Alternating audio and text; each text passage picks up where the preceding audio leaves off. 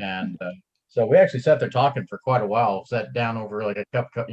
I just had a Coke and he had a little orange juice or something like that. But we sat there talking for quite a while. So built up some good rapport, and I feel pretty confident I should be able to get that one. All right, you guys. All right, we are broadcasting, and I am recording to the cloud. All right, so Val, how are you? All right, how can we help you today? What do you want to work on? What is your outcome for joining us? I just had a seller on the phone. I've Okay. tried to present the offers. I want to share with you and hear, know what you think about it. Okay. So this is the deal that we worked on together? Yes. Okay. So we worked on the ultimate profit generator. And he wanted, okay, did you go see the house? Yes, I did today. Okay. And then you set up a call to present offers today after you saw the house? Yes. I offered him, as you told me, I offered him to meet at the house. The house is vacant. Yeah.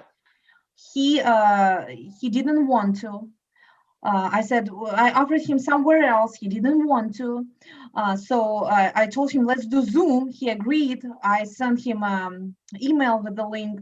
He never showed up. So I called him on the phone. He refused to do Zoom. Okay. He agreed to Zoom and then he didn't show up? Mm-mm. What was, so what did he, when you called him, what did he say? He said, I'm at work. I'm not in a position to do Zoom right now. I said, you said like, let's do 3 o'clock. No, I can be on the phone, but I don't want to do Zoom. I told him, I need to show you something. I need to show you my numbers, my slides, all that stuff, because we are not regular buyers. We're being creative. We're looking for a win-win solution. Okay. All right. Now, you didn't come across that needy, did you? Like, Needy? I need to do this. I need to do this. Did you come across that way? No. Okay, good. No, it's like, look, if I'm going to buy your house, I need to show you what we can do. And we either need to meet or maybe do a Zoom, or I need to send it to you so you can look at it when we talk on the phone. What do you want to do? So that, give him some options. But if he's not, was he giving you all your attention today when you talked to him on the phone? Yeah. He was. Okay. And okay, so how did you present your offers?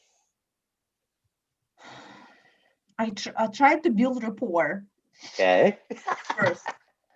Good. I knew very little about the guy. He has been in a mortgage business. He was making mortgages for 25 years. This is his second house. In the other one he lives. And I could not get a, hot button. Yeah, okay. All right.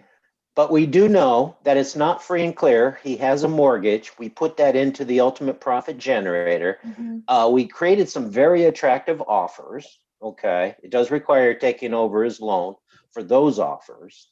So we do know that he's making payments on a vacant house. Mm-hmm. And so he has homeowners dues, taxes, and insurance, the mortgage. He's fixed it up. It's all nice. Now, is it listed? Yeah, it's listed. Well, that's the problem. See, here's, just so you know, I never deal with listed properties. I typically just hope, set up the relationship, wish them the best of luck, hope their agent performs. But I do go ahead and extract all the information, and then I'll say, sometimes your agent will say you can get out of your listing anytime. Did your agent say that? Because I never try and talk to anybody. Hold on one second. I got someone at the door. Hold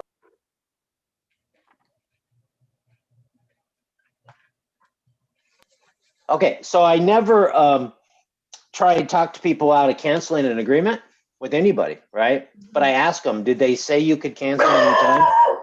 And we got the UPS guys here. They're snippers protecting us. What can you do? What can you do?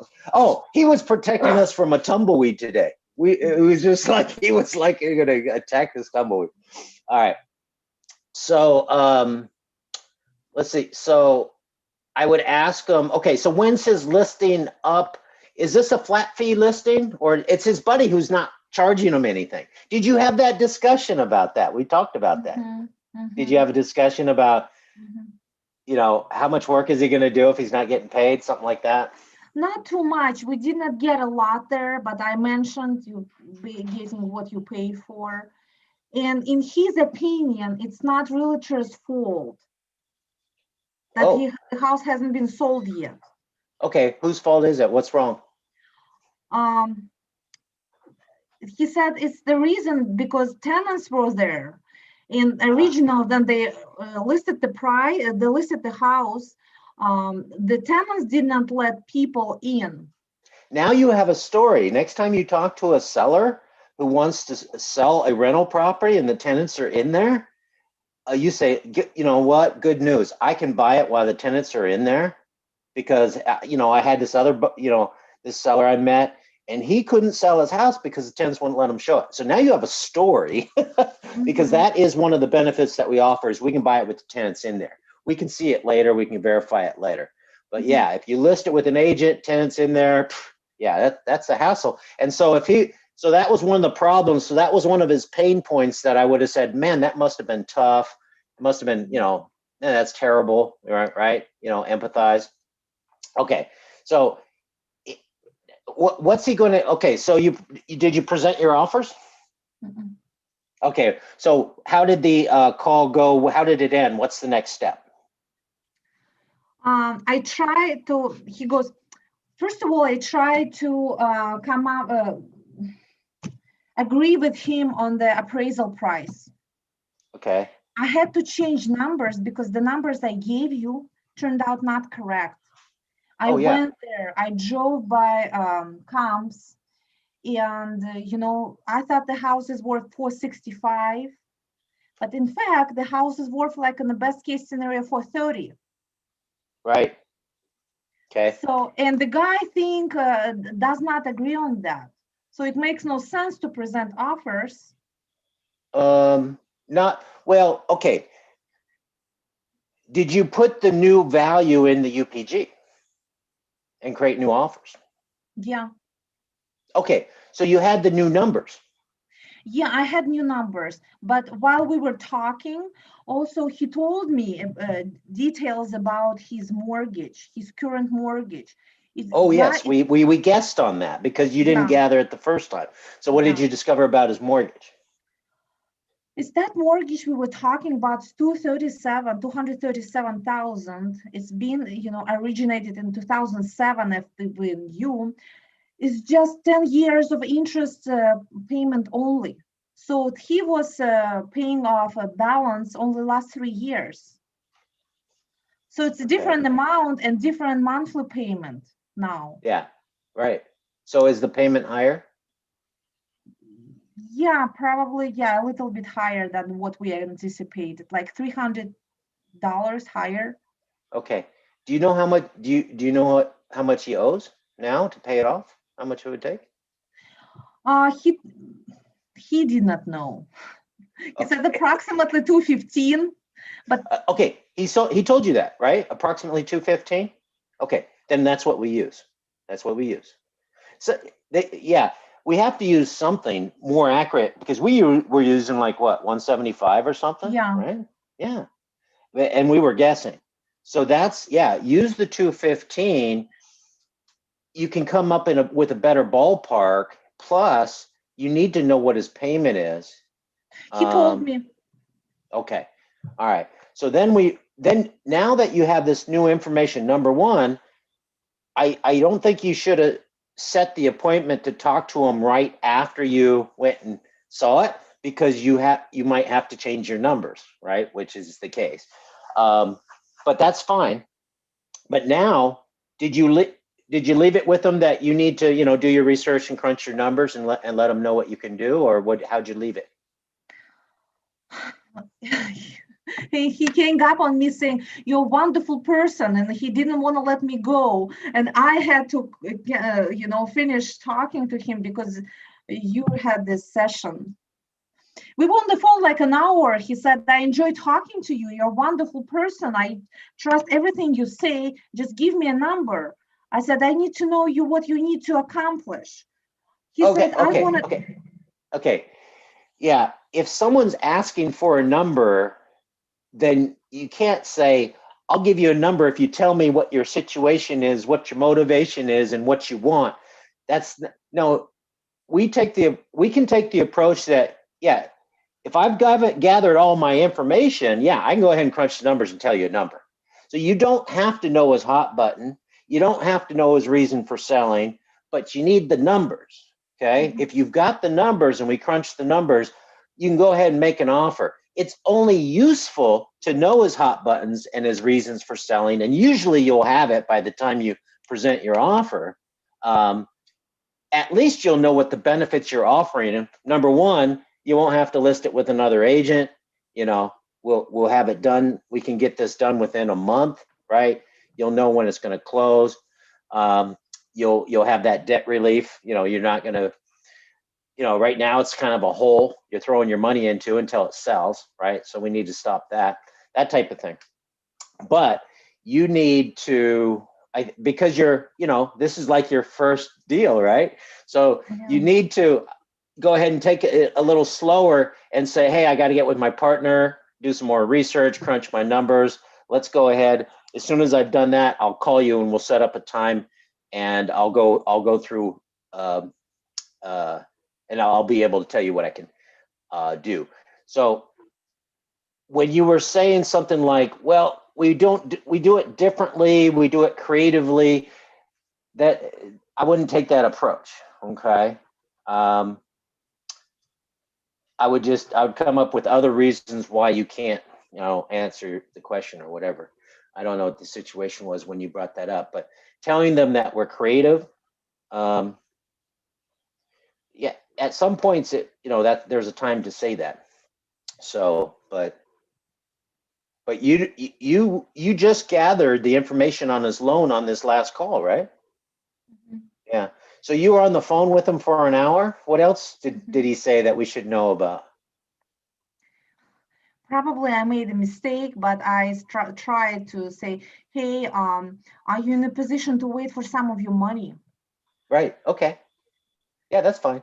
And he said, "What do you mean?" I said, "What if I, let's say, structure a deal so I can give you some money right now and monthly income, guaranteed income, and some balloon payment later?" And he goes, "What do you mean? It's like seller financing?" And again, Yeah. he's in the Yeah. mortgage industry. Yeah. Well, and it's the answer is yes, and some seller financing. And he goes, "The title will be transferred, so it's a closing. We doing closing the deal." I said, "Yeah, I'm gonna be responsible for taxes and insurance." I did not mention that the keeping the mortgage. Okay, good. Very good. I didn't Because the mention that. title will transfer. You will be responsible for taxes and insurance. He just doesn't know that his loan's still going to be on the property.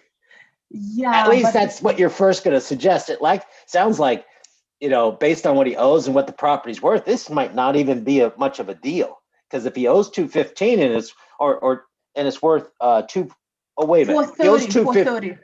Oh, it's worth 430 and he owes 215. Okay, yeah, we can make that work. Yeah. No, I'm sorry. I was thinking 415. I'm going, wait a minute. No. Okay. So yeah. Okay, good. So now what you need is you need to go ahead and run all your numbers. Now, in order to give him a definite answer, you actually need his loan information. But He said it's adjustable interest rate. when's it adjust? It's already adjusting. Yeah, he said that I go on the public records. I saw that it was 6 point something or 5 point something. He goes, "No, it's 3.25 and that around that area." Okay. So his payment changes when it adjusts? Yeah. He didn't go into details. He said it does not matter. When the house is sold, we need to pay that off. He goes, you know that I owe that money, right? Yeah. Yeah. So at that point, if you need to know, then you need to tell him, well, what I want to do is I want to run the numbers. What if I took over that existing loan? But we'll go ahead and just use ballpark numbers that you got now and finish up the UPG, and then how do you want to present these offers? You want to do it on another phone call? Yeah, he said, I'm not a distressed seller. And he told me, you're a wonderful salesperson. I enjoy talking to you on the phone. I'll let him talk. He likes talking. Yeah. Well, Probably no, too shy. yeah. So you were, a little authoritative, or a little, like you were doing good. I mean, he noticed that you were focused and intent, and you're trying. So that's good. That's good, and you got a compliment. So that's great. Yeah, and I want also something very important, Richard. 2 times Yes. during that conversation, he said, look, I'm getting these cards like 10 per week. So we know that's Really? a bad list. That's what I was worried about. 2 times he mentioned that. So it's a 10. And why did he call you? Why did he call you? And he said that. Yeah. He said, but because you have a wonderful message and your long-term approach, 2 times he said that. I decided to call you, Richard. This is what, real seller just told me.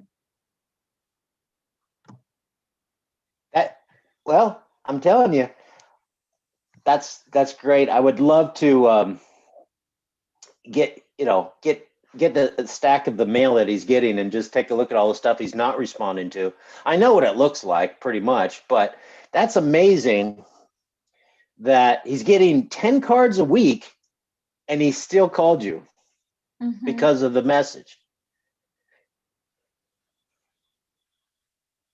It makes sense, but yeah, that's so you cut through the competition. You did get a call. Now here's the deal. This is his only property for sale. Is that right? Because we thought he was a retiring landlord, and I was hoping he might have 5 or 10 other properties to sell you and then have a home run, because it's not about how many calls you get off your campaign. It's like how many houses do you buy or how much money do you make, right? So you're in a competitive market. On this one, I think, yeah, he's not motivated. And he is, he's in the mortgage business.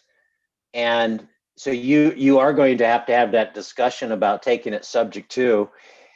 And I would approach, look, you're in the mortgage business, but I'm trying to figure out how to pay you the most money. And one of the ways to do that is take over your existing loan. Not assume it, but just take, you give me the right to make the payments on it until I'll buy the house and sell it later. And then when I sell it, I'll pay off, your loan. And so here, if we do that, I can pay you this price, and just give them the top price, what, 500 and whatever it is. I can pay up to $530 if we do it that way, but you're probably not going to be interested in doing that. You want to look at the numbers. And then he'll say, if you give him that price, he'll say, how are you going to do, so he'll be interested in the price, and then he will consider it. So now you have built the rapport, you have built the relationship. Do you see how important that is? Yeah. For now that you're going to go and ask to take over his loan or ask him to wait for his equity? It's all part of the approach, the long-term buy and hold approach. And you're congruent. What you're doing is you're congruent with that message that he got. He read that message, and you're congruent with that. You're operating with that same approach. As opposed to the simple approach is, I want to buy your house. I can pay all cash. I can close quickly, and I can buy as is. That's what everybody else is saying, pretty much. Okay, good. All right. So do you have another appointment with him? Mhm. He said, I'm not your customer. I'm not a distressed seller. I'm not interested in owner financing. I just want to be done with the house. I go, Oh. why? Oh, no, no, no, no, no. Okay, don't argue with them. I did not argue. I just listened to that and agreed. Okay, probably we're not a good fit. Okay, I thought you said you asked him why when he told you that. Did you ask him why? I did ask. Okay. Am I not supposed to? Did he give you a reason? He said, oh, I'm in mortgage business. I saw how many people lost their houses, even with 50% equity. I saw a lot of foreclosures. And Okay, I good. said, uh-huh. Yeah, that's great. So he has concerns that if he did owner financing, that he might lose some money if something happened in the market, correct? Or if you didn't pay him or whatever. Okay, so that's good to know. And then, yes, you would agree. Yeah, that happened to a lot of people. People, weren't set up properly. They had that short-term approach, or whatever. Just agree with them. If he's saying, no, I'm not interested, you basically head for the door and say, yeah, I agree. If anything changes, now you have a buyer, right? Now, before you leave, you could turn around and say, but let me ask you this, it's called the Columbo clause. Let me ask you this. If I'm not buying the house now, what are you going to do? And have him tell you what he's going to do. Okay. He's going to keep listing it with his friend. Again, he's not motivated. It's listed now, right? So it's really, yeah, you got some time. I tell people, you have time to, work the market. And why don't you do that? And then let's revisit if anything changes, because, I'll always be buying, right? So if they tell me I'm not interested, and I agree with them because I think you agree with them, so if I agree with them, then yeah, I will thank them. I'll keep the relationship open. I'll say, call me if anything changes, but I'm going to contact them later, right? And then I'm going to leave it. Okay. If I agree. Now, if I know I can help them and they just don't understand, then I'm going to agree, but then I'm going to close again, because I know if I leave them in that situation, they're dead. That's my thinking. If they think they're going to go do this, that, or the other, and I know that I'm a better option because of the uncertainty of that, then I'm going to use whatever influence I can to have them understand what I'm offering, because they're only saying no because I've already decided it's good for them. So they're only saying no because they don't understand what I know, right? So I got to give them some more information. But in this case, I think you know a situation. I think you did a great job. I think it's a follow-up. It's a follow-up, right? Hey, Mark, when did you show up? Okay. All right. So Damien, am I on target? Sounds like she did good. Yeah, sounds like it to me. Sounds like it to me. Okay. So now what we can do is we can go ahead and finish up your UPG, send it over to me. I'll take a quick look at it. And I think we can put together a letter or something and say, just want to let you know if if you don't sell it with your buddy, and you consider doing the seller financing. I know you don't want to do that, but if you do, here's the numbers, and we'll put together the numbers in like a little email with a personal message and say, why don't you just give me a call and we'll talk about it, right? And that's it. Just a little follow-up. But since we've already done all the work and we got all the numbers, and we'll tell them these are based on, I don't have exact numbers on your mortgage, but if I'm correct, here's what I've been thinking, here's what I can pay. So, and then and we'll leave it like that. And then we'll follow up later, because if he doesn't sell it, he will become more motivated and flexible. Now, getting so many postcards to that list. The reason I thought you would get so many, that it might be a saturated list, is because you got it off of a public database through the MLS, through your access, and so many other people have that, and maybe even the people that are selling the data get the same type of data. So absentee owners with equity, it's a very common list that people target. So today I went through a demo with Property List Manager, and Doug showed me, and Mark, how to stack the list, how to order lists through them, how to stack the list. So I'm going to go in there and play with that over the holiday. And I think, and they're setting up the Magic Boat postcard as well. So not only can we order the list, but they'll, once the postcard's set up, we can mail through them too. And they can run it, and they have lists, but I do have some questions about the lists that they offer, because they have vacant. They can find out if it's vacant. They have the free and clear, they have the absentee, criteria that they use. They have the, tax delinquent. They have these different lists that we can order, combine, and stack. And any existing records you already have can be imported into the system. So before we go ahead and now, you mailed your entire list that you ordered, is that correct? You don't have any remaining lists to mail to? No, We Mark just- told me to mail to other lists, like what was that? No, have you ordered any other lists yet? No, only one. Yeah, he told you 849, only one call. So far? Mhm. They will trickle in, but yeah, it's a saturated market. That list is saturated. But you do have the best postcard, so you know that. Yeah, All this right. is true. All right. Yeah. Let me go in there and play with Property List Manager and see. I think they probably have the tax delinquent list. You have it again. You have it through your system. Mhm. Do you know how many there are?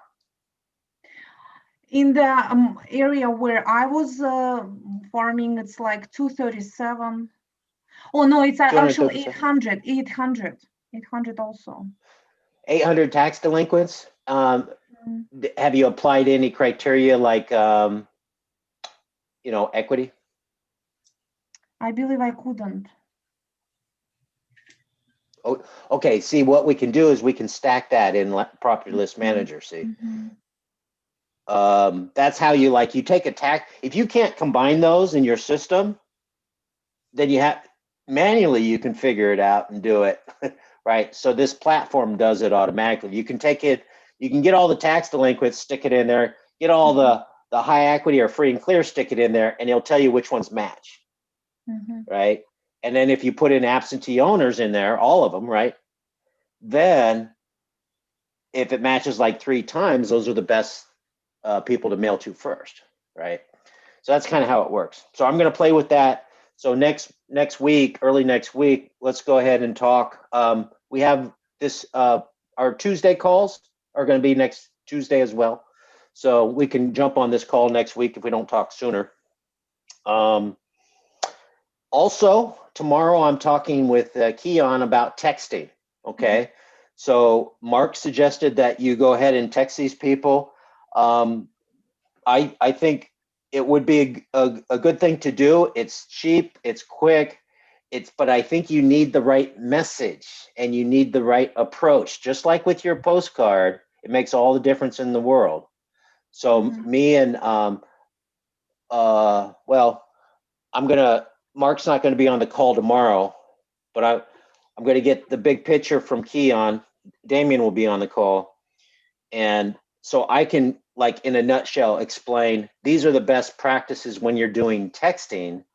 And here are your options. Now, Mark gave you some options like Batch.io and stuff, but also you can get phone numbers and do texting through REI Blackbook. I know you don't have an account with them right now.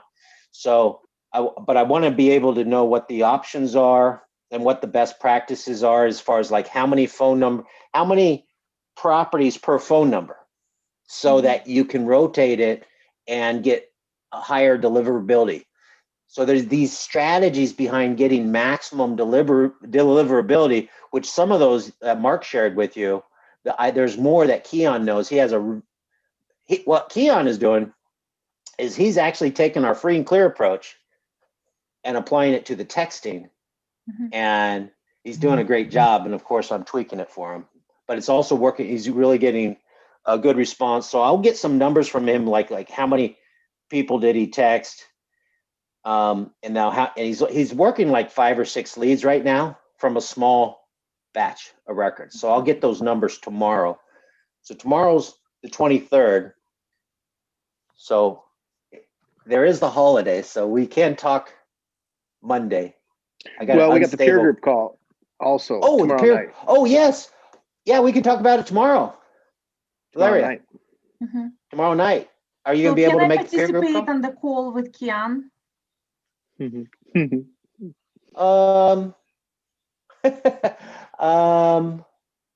I'll ask him.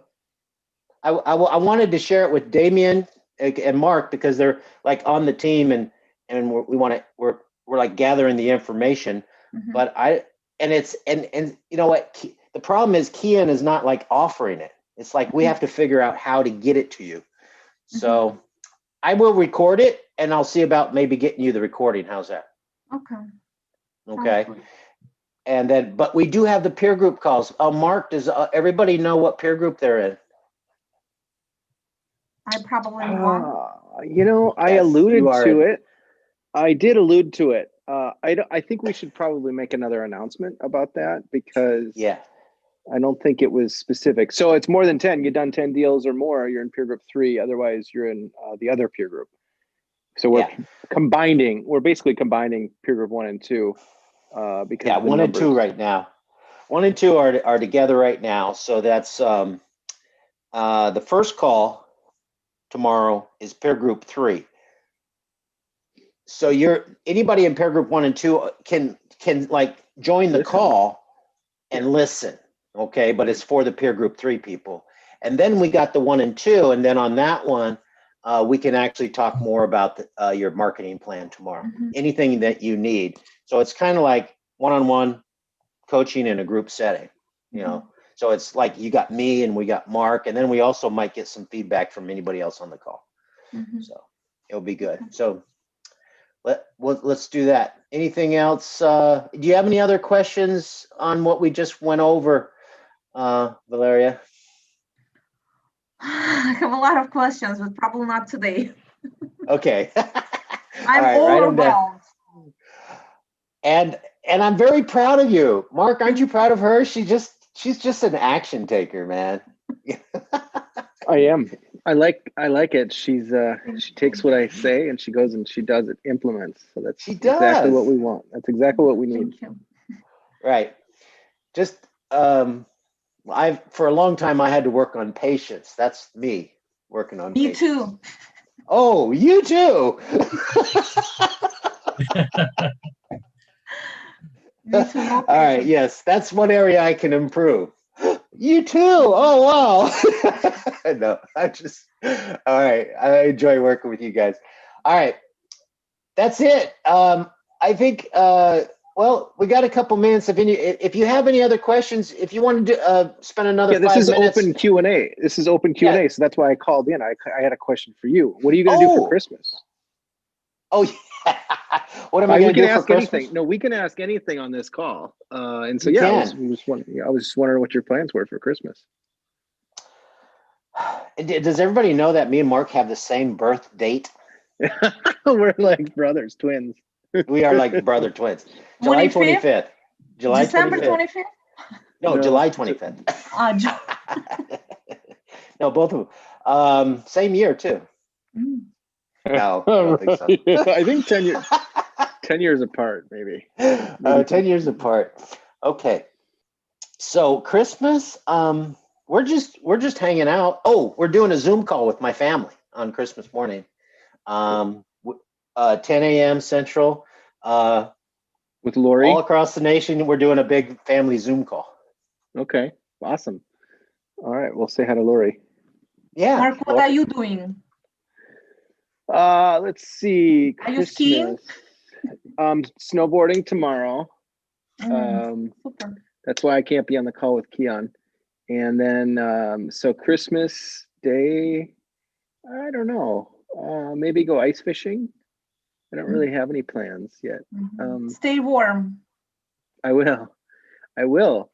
It's yeah, it's weird ice this year. I drove by the lake. I live down on this side of the lake. There's plenty of ice, but then I drove by a section of the lake that's open still, which is surprising because it's been single digits here and there. So it's like dangerous. I'm not going to go out there very far, because what would happen is the wind could shift and then I would just be stranded, like almost like on a floating iceberg. So yeah, I don't know what I'm going to do. I think I'm going to go on a hike. That's for sure. For one, I'm going to go on a hike. All right. Wait, how often do you get over to Colorado? Because you got property in Colorado. So I'm going on January 1st. So I'll be there for 60 days. January 1st, I'm going to try to get 17 days in snowboarding if I can in those within those 60 days. So that's my goal. I think Mark's living the 7-figure lifestyle. He has his 7-figure lifestyle business. He's like, yeah, he's always just playing. Seems like it. Yeah. Well, and we're just making plans to go to Mexico right now and Costa Rica. So I think we're going to go to Costa Rica in May and Mexico in April. That's the plan. Well, we'll see about Costa Rica, but Mexico, I think, is a first for sure. Early April. Well, who's we? Me and a guest, whoever I select. I'm not sure you want to come with. Well, I'm thinking about going to Mexico next year around that time. Yeah, my family's got a place down in Rocky Point. If you want to come down, have you ever been to Rocky Point? Rocky, I don't know where that's at. I think it's like on the other side of the Baja. So it just it's just south of Tucson. It's like within you driving. Oh, really? Tucson. Yeah, it's like an hour and a half from Tucson or 2 hours from Tucson. No, there's an island near Cancun. What is it? Is it Cancun I'm thinking of? That's Cancun. So yeah, you can Google it. Yeah. So yeah, no, I'm thinking about going down south on the Gulf side. There's an island near a popular place people go to. It's only like 45 minutes away. And I heard it was a great place, resorts. But I'm thinking of, I want to schedule a platinum retreat for our platinum members. So I want to get,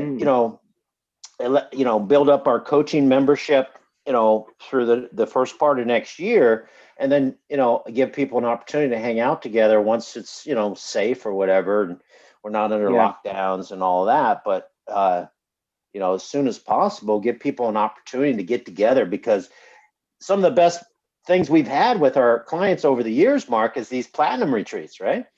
Yeah, those have been great. Just at various destinations, like what we did a cruise. We did Hawaii. We cruised around Hawaii. The Broadmoor, which is like a high-end kind of like a resort in Colorado Springs. Famously. And some other good destinations. I don't know if I told you about this development that I'm involved with in Costa Rica. I don't think I have told you about that yet. My stepsister and her husband have some property in Costa Rica. What kind of development is it? 500 acres, 70 houses, and then like a condo building, and then just a bunch of mountain biking trails and hiking trails, and 500 acres. How long have you been involved in that project? About 2 years. I should get you in touch with Bobby and Bim. Okay. Yeah. Sounds good. Where? Do you know where their place is? Nope. It's in Costa Rica. Yeah. Well, there's a couple different regions, and so I'd love to chat with them to see what they do. No, I think if you guys are both doing stuff over there, you guys should be talking. I gave them some consultation last February when I was visiting them in California. Got a chance to catch up and everything. We went out to dinner, and you know, it's a project that they had some challenges with because of the financial meltdown. That's how long they've been dealing with it. But they were So going I to do do some have a- development. Yeah. I do have a deal question for you. I do have a house that I've got under contract to buy it on a contract. So it's seller financing. It's a 5-year deal. And so my question is my resale. So I found a buyer. I haven't closed yet. I'm supposed to close anytime here, sometime in the next 5 days.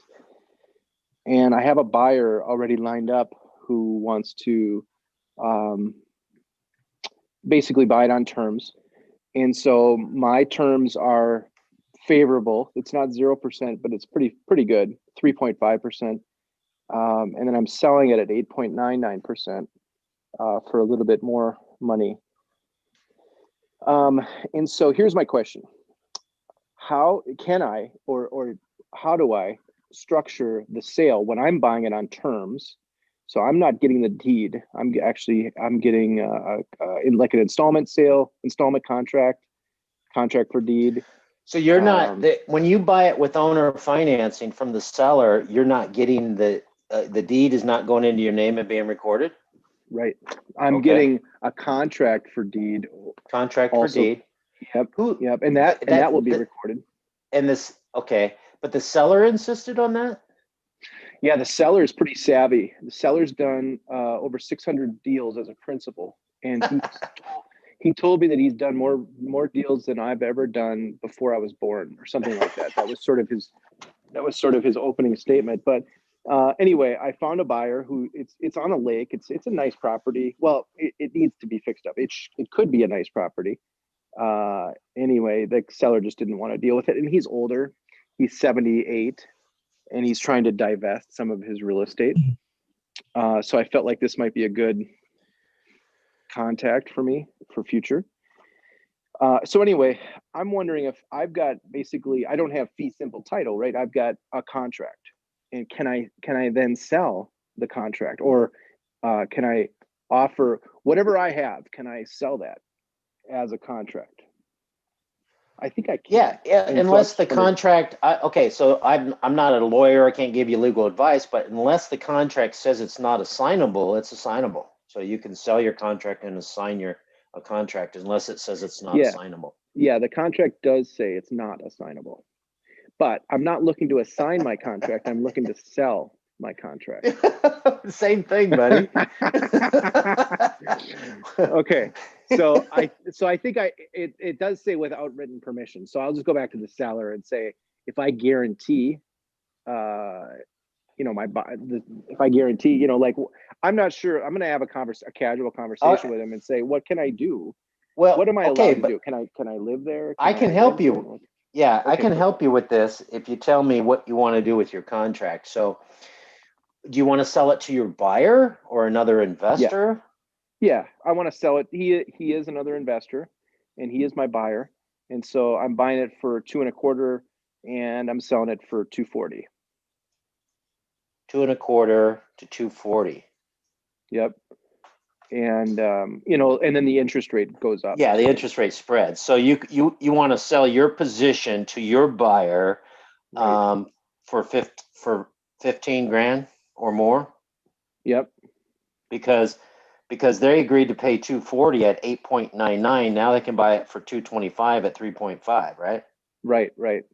And it's a 5-year term. Yeah, I don't like the short 5 years because you, unless you're dealing with an individual. So it's like, I'd have the discussion. If I'm good at the end of 5 years, do you think you would extend it? I'd ask, that question. So have you bought it already? No, I haven't closed yet. I'm just under contract. But I all of a sudden I did sign a sale. I signed another contract to sell it, subject to marketable title. So I did put that clause in there to say, hey, if I don't get, marketable title, I'm not going to be able to execute on this. So I did sign another contract. All right. What's the terms of the purchase? Are you putting money down? I am. Yep. I'm putting 30 grand down. And so you're just you're not bringing in a private money on that, right? Because you don't I have am, title. yeah. No, I'm bringing Oh. private money and I'm offering my private lender, not debt, but equity. I'm offering him equity, and So you're bringing in a equity partner. right, equity partner. So if you assign your agreement, now your buyer is going to be an equity partner with your private lender? My private lender made the agreement with me, right? So I am, in my mind, I'm thinking I'm going to collect a large payment from my buyer, and I'm going to, give a portion of it to the seller and a portion of it to my private lender. Okay, so if you sell your contract for 240, right, or more, Yep. let's say 240, you're only collecting 15 grand. So your buyer would have to come up with the 30, or borrow from your equity partner, or do the deal with your equity partner, right? Is the deal with your equity partner part of the contract, or is it a separate? Yeah. Okay. No, that's a separate agreement. So ideally what you need is your buyer coming in with the 30 as well, right? Well, that would be nice, and then he'd pay my private lender off, right? Well, you wouldn't even need your private lender. Yeah, right. You wouldn't need private lender. Yeah, that would be good. That would be ideal.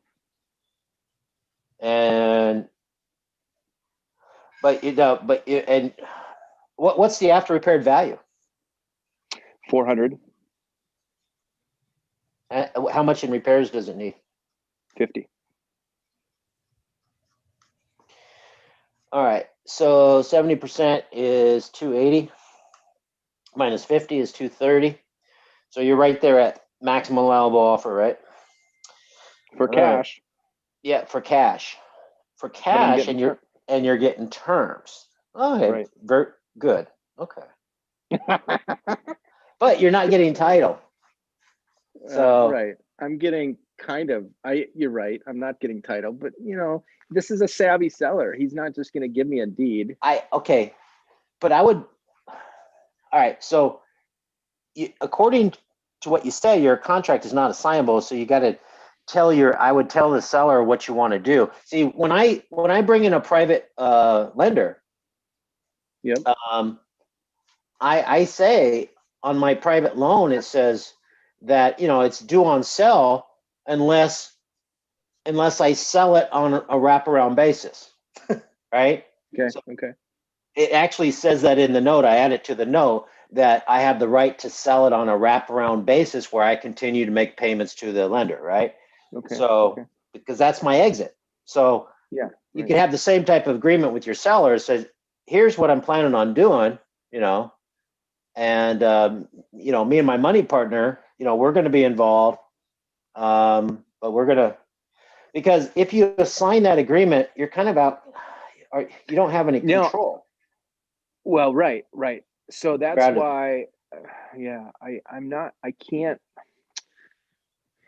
The only control I would have would be to foreclose on that contract buyer, right? That would be my only control. Foreclose? So so here was my thinking, is that I could sell whatever position I have. I could sell that position to my buyer. I realize I don't have fee simple title, but I do have some type of equitable interest, and I can sell that equitable interest. Okay. Do you know what the process is? What state is this in? Minnesota? Yep. Okay. Yep. Do you know what the process is for, like, if you sold on installment land contract or agreement for deed, how do you get the property back if they stop paying you? Do you know what the process is? Is it a regular? I do. I've done it, and it's a 60-day cancellation process. And then you evict them? If they're occupying it, and if they're not, then you just get the property. Right, but if they're occupying it, if they have anything in the property, you have to go through the eviction process. How long does the eviction process take? Well, in normal times, 3 weeks. Okay, so it'll take you 90 days to get the property back, maybe. Correct. In a default. So that's the position your seller is in. Is if you default, he can get it. Yep. He can get it back in 90 days. Right. Exactly. And so your money partner is an equitable partner, so they kind of like, you have an agreement on this agreement. Yeah, with my equity partner, I have an agreement that they basically have. It's kind of, you know, we have a good relationship, so they're in a way they're secured against the equity of my LLC, and that's the only way I could think about how I could raise money on this deal is equity. It's an equity agreement. But they have a promissory note. They could sue on that. And they the other judgment. Okay. The other way to raise that money is get a buyer with that much more money. A buyer with 30 grand down. Yeah. That's a good idea. Yeah.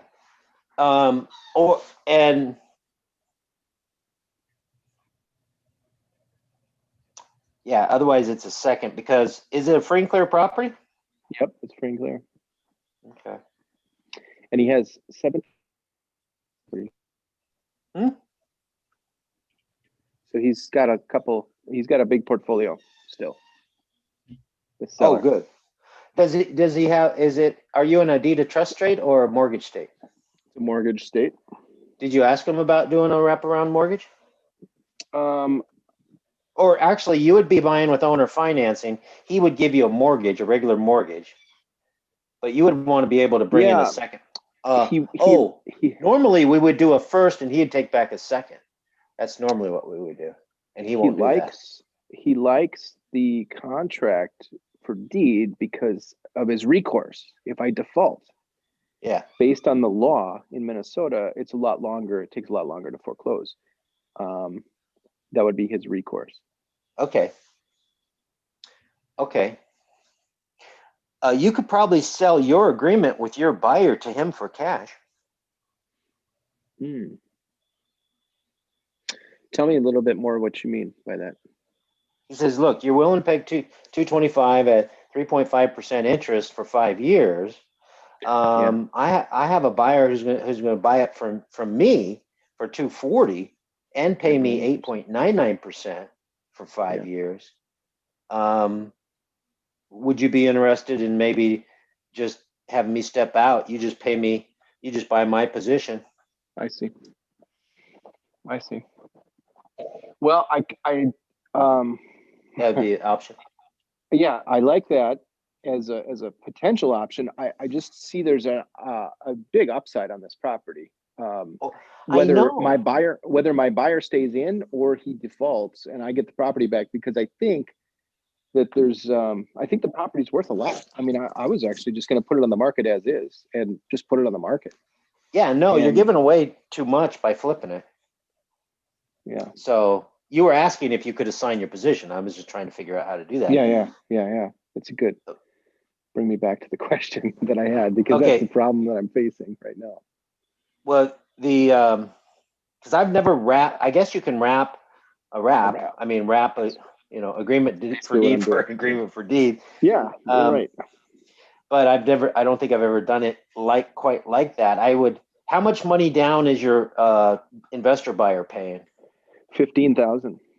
Okay, he's paying $15,000 down, and then when is he going to start doing? He's going to buy it as is and do the work. Yeah. Is that right? Yeah, that's right. And what's his term? How many years does he have? 3 years. Yeah, that makes sense. So, because if I had to foreclose on him or whatever, if there's a problem at the end, he could pull a bankruptcy or whatever. There's just, I don't want to. Yeah, that's what I would have done. I wouldn't have given him the same 5 years. I'd give him 3 years. So I didn't know if he was in a position where he's just going to fix it, flip it, and then retail it and sell it. Yeah, that's what he's going to do. Okay.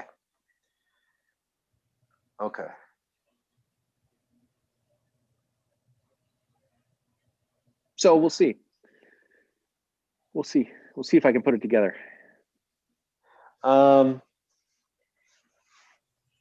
that came off texting. Well, that's the only thing you're doing, right? Yeah. Yeah. This guy's 78 years old. He doesn't get very many texts, he says. oh, that's good. That's good. He's like, you're one of the only people that ever text me. I'm like, well, I'm glad I found you. Well, okay. So let me point out to everybody listening, one of the advantages that Mark has with his texting is he's kind of more in a rural marketplace. Is that correct, Mark? In general, yes, mostly. I would say 85% of my marketing is in a rural area. This particular property is not, but because I was looking for specifically, I was looking for something else. But yes, in general, yes. And the same with postcards or texting or anything. If you can go on the outlying areas where there's less population, less competition, you know, you'll be a bigger fish in a smaller pond type of thing. And you know, so that we know that works, and it's going to work that way going forward into the future as people get out of the big cities and populate these outlying areas. And people are going to downsize. People are going to be downsizing. They're going to be more conservative. Yeah, I think these retiring landlords has always been great. It's a great market to go after, especially cash strapped. I found out this. I guess they were passing this stimulus bill, and there's a thing in this bill. It's crazy. It's 5,500 pages. People get it in one day, and they're supposed to vote on it. So anybody in their right mind would vote no, because otherwise it's a scam, right? But in this bill it extends the eviction, you know, procedures. So I need, hey, Damien, maybe you help me stay on top of, you know, what's going on with forbearances and evictions, you know, and stuff like that, so that we can do proper planning in our deal structuring. Last thing I saw, it was a short extension, like to January 31st, I thought. How long ago did you hear that? I thought I read something on that this morning, in fact, but I need to go back. It's just like everything else these days. If you don't verify it 5 different ways, you're probably getting some kind of misinformation. Right. Yeah, I'd like to hear it from the horse's mouth, someone who is actually affecting, you know, like, because if it's affecting someone, they'll go out and figure it out. And I guess it is different for every different regions too. So it's you know, by state. So, but it's I'd like to know what's going on nationwide. But I think Mark, what other questions do you have on this deal? I think it'd be nice to be involved with it for the next 3 years and make more money than flipping it. Yeah, for sure. Well, you already have, yeah, I mean, but you already have your resale price. It's only going to be the interest, or right, yeah, right, exactly. And a lot of that is, I mean, if I'm getting 15 grand down, you think about, you know, what, buying it for 225, I'm selling for 240. There is no upside except for the interest. Except for the interest, and yeah, it's a flip. So it's a flip. So we'll see. I mean, whatever. I just don't want to do the work. I don't want to do the work. I know. I would normally. Well, here's the deal. I would buy it. I would bring in the money to fix it, and keep it and hold it, and put the 15 grand that you're getting in my pocket, and do all that with private money first, if I could, with this seller. You're saying the seller won't do that, right? So, yeah. I mean that would be my preferred, and then go ahead and sell it on sweat equity to a owner occupant or an investor, but get, you know, make my $75,000 spread for sure, minimum. It is a short term, 75 years. Yeah, it would, you know, it'd be a minimum 50, 60, probably a minimum of 63,000, you know, 9 years times, we're getting down into the 50,000 level on a 5-year deal. All right, good. All right, well, we're about done. We want to, anything else, you guys? Any final questions? Any final words? Thank you for showing up. Richard, can you please send me those backgrounds, Zoom backgrounds? Yeah, it's on Rupodia. Oh, okay. Yeah, go to Rupodia, and I think it's right on the home page, and you can unlock it and you can download. There's about 100 of them. Yeah. Wonderful. Thank you. Yeah. And there's some good ones. There's some good ones. Yeah, You were she's seen a talking bunch. about going to rural area, and I'm thinking maybe one of the reasons also my campaign did not perform so well because it's a holiday season, Mhm. and this is what you were talking on that Jumpstart calls, call Yeah. number 6, I believe exactly that time, 2005. Yeah, we were talking about the holiday season. Yeah. And I had this discussion with Mark. He says he still does good texting, you know, he doesn't stop. The direct mail is something because there's a lot of, you know, you got overburdened postal characters, you know, carriers that may not treat your mail as important as it should be. So typically no bulk rate mailing during the holidays. First class is okay. So yeah, people are a little distracted, you know, with Thanksgiving all the way up to the end of the year, but we never stop our marketing, but we just realize that some of the response you might get, especially if you're doing flyers or postcards or something like that stick around, it will trickle in later. But yeah, I think the next time to mail would be right, you know, after the, you know, first of the year. That's 5th. I mean, you can mail, you know, on New Year's Eve if you want, but between now and then, whoa. You okay? You okay? Wow. I just dropped my computer, man. Yeah. All right. I had it on a stacked on box, so I can look up instead of down. All right. So no, I think yeah, that could have an effect on your response. But it was a small list, and it was easy to get list, and it was I do know that, you know, a lot of people are hitting the same list, and you've proved that. So now we can take that information and adjust our marketing plan, and that's exactly what we do. Okay, sounds good. Thank you. So yeah, we'll take a look at adding some texting to your marketing plan, as well as getting you some new lists through Property List Manager. Okay, and so we'll talk more about this tomorrow during the peer group call. Wonderful. Okay, guys. All righty. Say goodbye. We were Awesome. live on Facebook and YouTube. So say Sweet. all right. Sweet. I hope you guys have a good night. I don't know what I'm doing.